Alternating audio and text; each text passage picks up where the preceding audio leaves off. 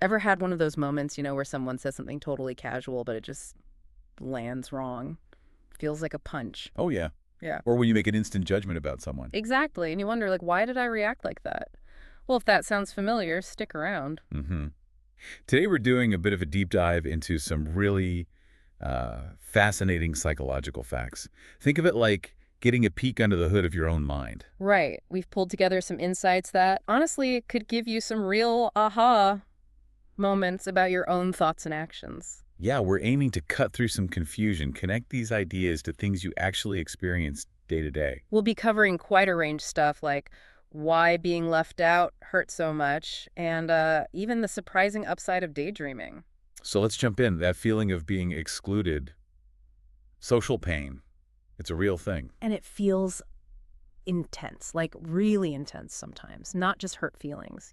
Well, that's the interesting part. Your brain actually processes it in a way that's remarkably similar to physical pain. Wait, really? So feeling ignored could light up the same brain bits as stubbing your toe? Kind of, yeah. Studies using brain scans, like fMRI, show areas like the anterior cingulate cortex, the ACC, and the insula get active during social rejection. Huh. And those are key areas known for processing physical pain. It's like a shared signal for ouch. Something's wrong. Wow. Okay, that puts a whole new spin on things. So Okay. when you feel genuinely wounded by being excluded, your brain's response isn't just drama, it's neurological. Pretty much. It really highlights how fundamental our need for connection is, doesn't it? Hmm. Our brains treat threats to our social bonds almost like physical threats. Super important for survival, historically. That makes a ton of sense. Okay, so moving from social pain, Yeah. what about when we stick to an idea, even when maybe we shouldn't? Ah, yeah. That brings us neatly to cognitive dissonance. Right. Heard of that. It's that weird, uncomfortable feeling. Exactly. It's the mental stress you feel when you hold two conflicting beliefs at the same time, or maybe when your actions don't quite line up with your values. So your brain basically goes, error, contradiction detected. Sort of. And to get rid of that uncomfortable feeling, we instinctively try to resolve the conflict. But sometimes that means we dig ourselves deeper into justifying the inconsistent thing. Like doubling down instead of admitting maybe we were wrong. Precisely. We might look for info that supports our original stance and kind of ignore anything that challenges it. It's a way to reduce that inner tension. So that friend who swears their ancient car is reliable despite constant breakdowns, that could be it. Trying to reduce the dissonance between I bought this car and this car is a lemon. It's a definite possibility, yeah. Yeah. The big takeaway for you listening is probably the value of, being honest with yourself. Just recognizing dissonance could be happening Yeah. helps you step back. Good point. Okay, next up. Something I think we all do. Feeling like we're in control of stuff that's, well, totally random. Right, the illusion of control. It's a classic cognitive bias. We tend to overestimate how much influence we actually have over events that are really down to chance. It's not just wishful thinking then. It's a genuine bias. Mm-hmm. It's a built-in tendency. Having some sense of control is good for us psychologically, but this illusion can lead to, let's say, unrealistic expectations. Hmm. Or maybe taking silly risks. Like wearing your lucky socks for the big game. Could be a mild version, yeah. Recognizing it just helps keep expectations a bit more grounded. Okay, interesting. Now let's shift to numbers. Ever notice how that first price you see for something totally sticks in your mind? Oh, absolutely. That's anchoring bias. Classic example. Anchoring. Yeah, the first piece of information you get, especially if it's a number, acts like a mental anchor. Everything that comes after is judged relative to that initial anchor. So if a jacket is first shown at 500 pounds, then marked down to 250 pounds, I might think, wow, great deal. Even if another equally good jacket was always 250 pounds. Exactly. That 500 pounds anchor makes the 250 pounds seem much better value in comparison. It happens all the time. Negotiations, shopping, even estimating completely unrelated things. Huh. Makes you really question those original price tags. Okay, what about that immediate gut feeling before you even think? Ah, yes. That relates to the effective primacy hypothesis. The idea here is that our emotional reactions often happen before our conscious thoughts kick in. Feelings first, think later. Pretty much. These emotional responses can be super fast, automatic, often unconscious, like an initial like or dislike hitting you instantly. So that immediate vibe you get from someone, good or bad, even if you can't explain why yet. That's likely part of it. Those quick, effective hits can really shape our first impressions and judgments. Right. It shows how powerful those gut reactions can be. Fascinating. Almost like an early warning system. Okay, this next one sounds almost like science fiction. Mirror neurons. They are pretty amazing. Mirror neurons are specific brain cells that fire up not just when you do an action, but also when you simply watch someone else do the same action. Whoa. So my brain is like internally simulating what I'm seeing. In a way, yes. And it goes further. They seem involved in understanding others' emotions, too. Watching someone look sad can activate circuits related to sadness in your own brain. So that's linked to empathy, feeling with someone. That's the leading theory, yes.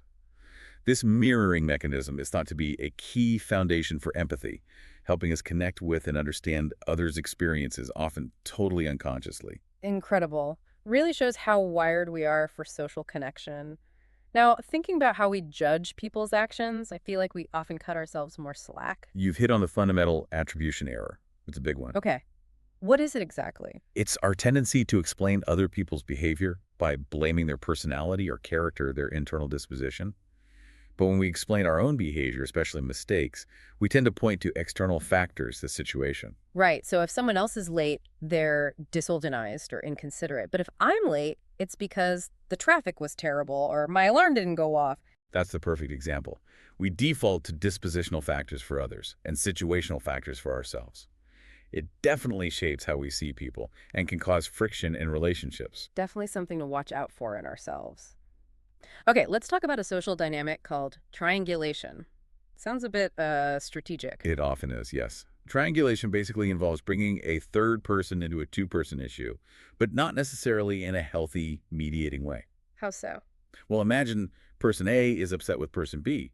Instead of talking directly to B, A might complain about B person C, trying to get C on their side, or maybe passing messages indirectly. Like playing people off each other, or using someone as a messenger to avoid direct conflict. Exactly. It can be a way to manipulate a situation, gain control, or diffuse direct confrontation. It's a dynamic worth being aware of in families, workplaces, friendships. Good to know.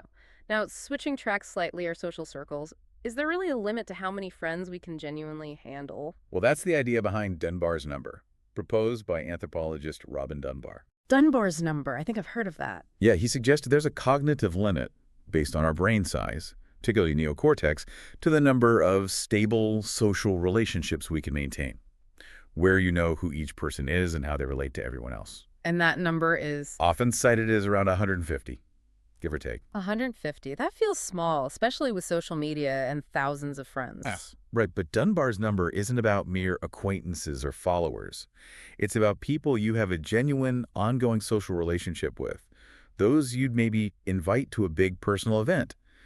It suggests our capacity for those deeper connections is limited. Puts online connections into perspective, doesn't it? Okay, here's one that might surprise people. Dogs and owner personalities. Yes, there's been some research looking into potential links there. One specific finding suggested that people who choose to own breeds, sometimes labeled as violent or aggressive, tend, on average, to score higher on measures of their own anger, aggression, and hostility. That's interesting. But it's just a correlation, right? Not saying the dog makes them that way. Absolutely crucial distinction. Correlation does not equal causation. It just means those things were found together. There's been many reasons maybe certain personality types are drawn to certain breeds or other lifestyle factors are involved. It's just an observed pattern, not a judgment. Understood. Okay, let's talk memory. Why do my teenage years seem so vivid compared to, say, my late 20s? That's very likely the reminiscence bump. It's a really common phenomenon. Reminiscence bump. Yeah, when adults look back, they tend to remember a disproportionately high number of events from their adolescence and early adulthood, roughly ages 10 to 30. Why then specifically? Well, several theories exist. It's a time of many firsts, first love, first job, leaving home, lots of novelty.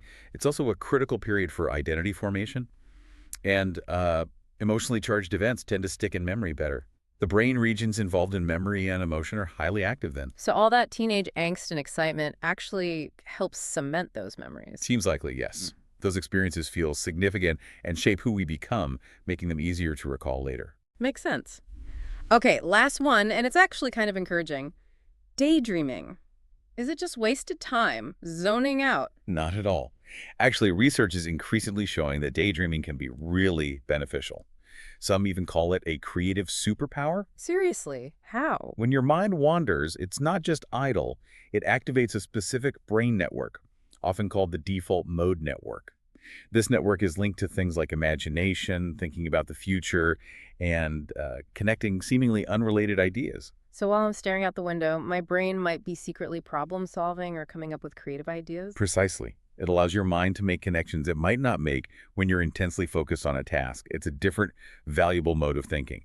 So don't feel guilty about letting your mind wander now and then. Okay, I like that. A creative superpower. Well, this has been quite the journey through the mind. Definitely. We've touched on quite a few things, why rejection stings like it does, cognitive dissonance, biases like anchoring. Yeah, and mirror neurons that limit on our social circles, even why those teenage memories are so strong. And hopefully, connecting this back to where we started, you now have a bit more insight into those everyday reactions and feelings. Absolutely. So maybe over the next few days, try to notice these things. See if you spot that fundamental attribution error or feel that anchoring effect when you see a price. hmm Or just appreciate a moment of daydreaming, knowing your brain might be doing some creative heavy lifting. What might you notice now with a slightly different lens? It's fascinating stuff. It really is. Understanding these aspects of psychology just opens up so much more to explore about ourselves and how we interact with the world. Always more to learn.